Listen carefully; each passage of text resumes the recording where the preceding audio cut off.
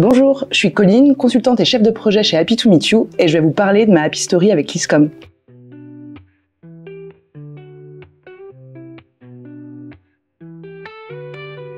Le partenariat de Happy to Meet You et l'ISCOM a commencé en 2021. Magali cherchait des intervenants spécialistes du recrutement pour accompagner les étudiants dans leur recherche de stage puis d'alternance sur la 5e année.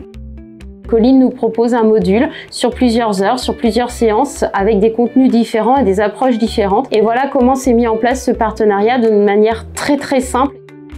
On a essayé de créer ces formations plus en mode atelier, éviter un maximum que ce soit vraiment du contenu descendant, mais plutôt que ce soit une vraie conversation, qu'on puisse évidemment leur donner un petit peu de bagage théorique pour les faire travailler, mais surtout que ce soit un échange, qu'on puisse les accompagner chemin faisant sur la construction de leur CV, la construction de leur profil LinkedIn, les accompagner aussi sur des choses concrètes. Ils ont commencé à postuler pendant les sessions de formation et donc c'était vraiment les accompagner, leur faire de la préparation à l'entretien, etc.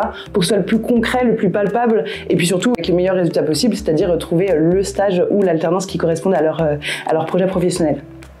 Alors plusieurs objectifs. Objectif pédagogique, ça induit en fait une vraie approche professionnelle dans la candidature, dans la préparation à l'entretien, puisque désormais on ne parle plus de savoir-être, mais vraiment d'une posture professionnelle pour se préparer au plein emploi.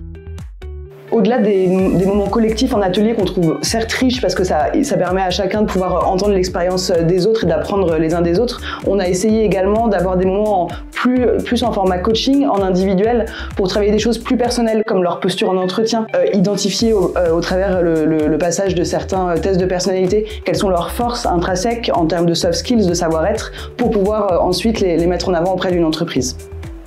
Les faux entretiens, c'est vraiment quelque chose qui m'a permis d'évoluer pour les stages parce que ça m'a vraiment permis d'être en confiance. Donc, comme c'était un vrai entretien, en fait, elle a regardé à propos de ses résultats de mon test de personnalité, si ça a et à partir de là, elle m'a dit écoute, ça c'était faiblesse, ça c'était force. Faut savoir utiliser ses forces en entretien pour vraiment savoir se vendre. Et aussi apprendre à se présenter correctement, à se mettre en valeur.